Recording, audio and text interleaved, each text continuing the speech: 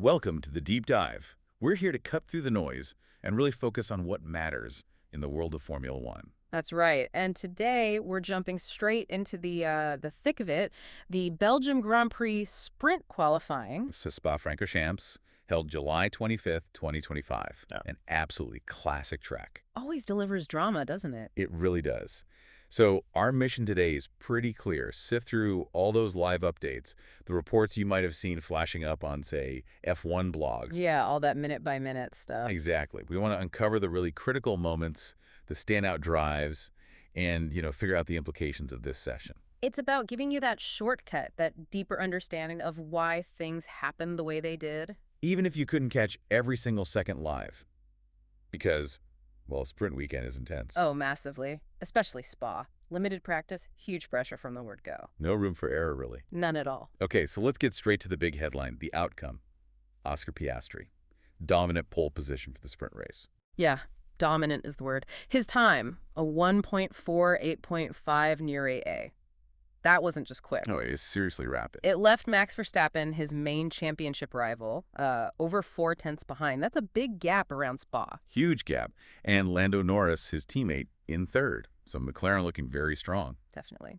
The top 10 for the sprint grid then. Piastri first, Verstappen second, Norris third, then Leclerc fourth, Ocon fifth, Sainz sixth. Okay. Followed by Behrman seventh, Gasly eighth, Hadjar ninth, and Borlito 10th. Quite a mix in that lower half of the top 10. It is. Okay, so that's the end result. Let's unpack this. Yeah. How did we actually get there? What were the moments that really defined this session? Well, first, maybe a quick reminder about the sprint qualifying rules, because they are a bit different. Good point. Yeah, fire away. So for SQ1 and SQ2, drivers have to use new medium tires. No choice there. Right. Then for SQ3, the final shootout, it's a new set of softs. Adds a different strategic layer, Absolutely. Yeah. And on a track like Spa, over 7 kilometers long. Right. Tire management, timing. Yeah. It's everything. Especially in SQ3. Often just one shot at a flying lap. That's it. What were the conditions like? Was the weather playing games? Not really playing games, but maybe threatening to. Ambient was pleasant, 22 Celsius. Track at 37. Okay. There were some dark clouds hanging around, which always adds a bit of psychological pressure at Spa. But the actual rain risk, pretty low, about 10%. But low risk doesn't mean easy, does it? Especially here. Exactly. Track conditions still proved pretty tricky, as we saw almost immediately. Yeah, SQ1 kicked off with, well, immediate drama, didn't it? High stakes right away. It really did. Kimi Antonelli had that trompo, that spin in the fast right-hander. Almost straight out of the gate. Yeah, dirtied up the track quite a bit. Set a bit of a tone, actually. Definitely. And then the big one, maybe the biggest shock of SQ1. Lewis Hamilton. Oh, yeah. The spin at the bus stop chicane, La Parada del Autobus. Just lost the rear. That was it. Elimination. And crucially, the yellow flags that came out because of that spin, they caught out other drivers who were on their fast laps. Right. So knockout effects. We also lost Albon, Hulkenberg, and Colapinto in SQ1. A tough start for them. But amidst that chaos, Fernando Alonso actually put in a really strong performance. Did he? Yeah. P4 and SQ1 showed some good early pace from the Aston Martin, especially since they had some new parts on the car. Interesting. And Carlos Sainz, he'd had issues earlier in FP1, right? He did, yeah. Some mechanical problems, but he bounced back well in SQ1, placed fourth, actually just ahead of Leclerc. So a positive sign for him initially. But the real standout, from the very beginning it seems, was Piastri. Oh, absolutely. He just smashed the timesheets, a 1.41.769. That was nearly 0.3 quicker than Verstappen and Norris. Wow. Just on another level straight away. Pretty much, yeah. You have to imagine the pressure on these guys. One slip up, like Hamilton's, and your weekend is instantly so much harder. How do those early incidents, shape things for everyone else still in the section? Well, it's massive, isn't it? It's not just about who gets knocked out. It forces everyone, every team, to sort of recalibrate on the fly. Suddenly, maybe the track's dirtier, maybe you saw someone make a mistake, you get a bit more cautious, or maybe the team has to adapt strategy, use tires differently. And the mental game, too, I guess. Seeing a big name go out like that. Absolutely. It reminds everyone just how fine the margins are. One tiny error. Okay, so SQ1 was chaotic. Did SQ2 settle down, or did the drama continue? Well, it had its own twists, let's say. First off, there was actually a delay to the start. Oh, yeah. Well, Gravel on the track. Leftovers from those earlier incidents, Antonelli and I think Stroll went wide somewhere too, 10-14 maybe. Right, track cleaning needed. Exactly. And any delay at Spa just ramps up the importance of track evolution, that track getting faster and faster. And then Piastri himself had a bit of a heart-and-mouth moment, didn't he? He certainly did. This was fascinating. His first quick lap in SQ2, Yeah. deleted. Track limits at Eau Rouge, gone. Ouch. That must have been a horrible feeling in the cockpit and on the pit wall. Oh, immense pressure. Suddenly, he's got just one more attempt to get through to SQ3. One lap to make it count. Did he look rattled?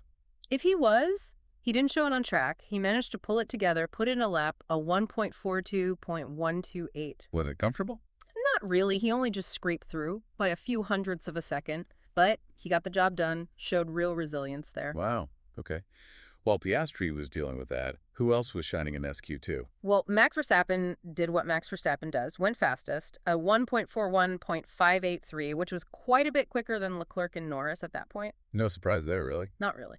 But Carlos Sainz, he had a really strong SQ2. After his recent qualifying struggles, getting P3 in that session was a big boost for him, locked in that SQ3 spot. Good for him. But SQ2 always claims some victims. Any major shocks this time? Yeah, a couple of quite big ones, actually. Fernando Alonso, despite that strong SQ1, he ended up 14th. Really? After P4 in SQ1? Yeah. And Lance Stroll was 15th. It seems they just got caught out by that rapidly improving track at the end. Couldn't find the time when it mattered. Tough for Aston Martin. And George Russell was out too. Liam Lawson, Yuki Tsunoda, all eliminated in SQ2. Shows how tight it is. It really does. These moments, like Piastri nearly getting knocked out or Alonso dropping out, how much does that shift the feeling, the psychology for you watching? You can almost feel that tension ratchet up, can't you? Oh, definitely. It's that constant knife-edge feel of sprint qualifying. One moment you're flying, the next your lap's deleted or the track evolves past you. It's pure drama. It absolutely is. Okay, so Yeah. all that pressure, all that drama, it culminates in SQ3, the fight for pole. Yeah, the top 10 shootout. And typically, drivers hang back. They wait until the last possible moment. For the best track conditions. Exactly. Less traffic, more rubber down. The contenders seem pretty clear. Norris, Verstappen, Piastri, maybe Leclerc. And Norris threw down the gauntlet first, didn't he? He did. Put in a really strong first run, a 1.41.128. That looked like it might be the benchmark. Looked like a potential pole lap at the time. For sure. And then, well, then Piastri just exploded onto the scene. That 1.4.5.0. Just wow. Phenomenal lap.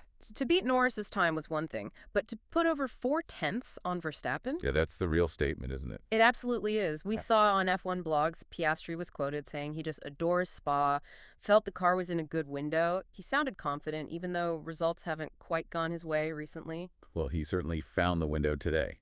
Verstappen took second, consistent as ever. Yep, always there or thereabouts. Norris ended up third, but still, P1 and P3 for McLaren.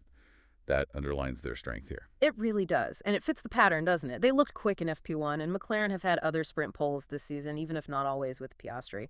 They seem to have a car that really works in this format. Definitely. And let's not forget Carlos Sainz in sixth. Considering his FP1 issues and recent qualifying form, that's a really solid result for him. It really is. He dug deep for that one. And it's interesting, F1 blogs reported that Williams brought their biggest update package of the year, specifically for Sainz's car. Oh, really? What do they bring? New floor, new side pods, new engine cover, a significant overhaul. So P6, given all that, is pretty promising for them. Shows they might be getting on top of those updates quickly. What about Aston Martin's updates? Alonso started well? Yeah, they had a new wing and nose for Alonso's car, tested in FP1. And like you said, he looked good in SQ1. But could he carry it through? Exactly. Couldn't find the pace in SQ2. It just underlines how tough it is on a sprint weekend, doesn't it? Bringing new parts. You get so little time. One practice session. Precisely. You've got to basically nail the setup straight away. Sometimes the potential is there, but you just don't have time to unlock it before qualifying bites. It's a real gamble sometimes. Okay, so zooming out a bit, what does all this mean for the bigger picture? The sprint race, the championship. Well, McLaren have got to be seen as the undisputed favorites here at Spa now, surely. P1 and P3 on the grid. Yeah. Piastri leading the championship. And Norris right there, too. It feels like a big moment for them. Their last win at Spa was, 2010 with Hamilton? A long time ago. Wow. Yeah, so this is a chance to really stamp their authority. How significant is this actual sprint pole, though? Does it often convert to points? That's a really good question. Looking at this year, it's about 50-50. Half the time, the sprint pole sitter has won the sprint race points. Like Hamilton in China. Exactly. But then you had Kimi Antonelli on pole in Miami, and he didn't convert that one. So it's a big advantage, no doubt. Track position is king at Spa. But not a guarantee. Not at all. And this grid, remember, is just for the sprint race itself, the one that awards points on Saturday. Right. Any other team updates we should quickly mention? Ferrari? Yeah, Ferrari brought a new rear suspension, but honestly, they look quite a way off McLaren's pace in FP1, like a second adrift, so still work to do there, it seems. So the gap is still pretty significant, despite the updates. It appeared so in practice, yeah. And we mentioned the Williams updates on SAINZ's car. Shows everyone's still pushing development hard. Constantly searching for that extra 10th, even with limited running. Okay, so putting it all together. What does this qualifying tell us for the sprint race, for the championship? Is this Piastri asserting himself or just Spa being Spa? What should you be thinking about? I think it tells us McLaren has serious pace here. But the big question mark, maybe, is converting that into consistent results, especially race results. Right, let's wrap this deep dive up then. Key takeaways. Piastri's stunning pole. Hamilton and Alonso's surprise eliminations. Sainz's strong comeback drive. And just that relentless pressure cooker environment of a sprint weekend at Spa. Absolutely. Track evolution, tiny margins, big consequences. Classic Formula One, really. And Piastri himself, according to those F1 blogs reports, kind of acknowledged this, didn't he? Loving Spa, having the pace, but results haven't always matched recently. Exactly. And that leaves us with maybe the final thought for you to ponder. Can McLaren, and specifically Piastri, turn this undeniable speed, this qualifying brilliance, into consistent race day execution and championship points, especially with Verstappen always lurking right there? Is that final piece of the puzzle still missing for them, perhaps? That's the question. Is the raw speed enough, or do they need something more for the race itself? We'll see. Definitely something to keep an eye on in the sprint and the Grand Prix. Thanks for joining us for this deep dive. For all the latest analysis and insights, make sure you subscribe to F1 Blogs. Yeah, keep digging into those details. There's always another layer to uncover in F1. Absolutely. We'll catch you on the next deep dive.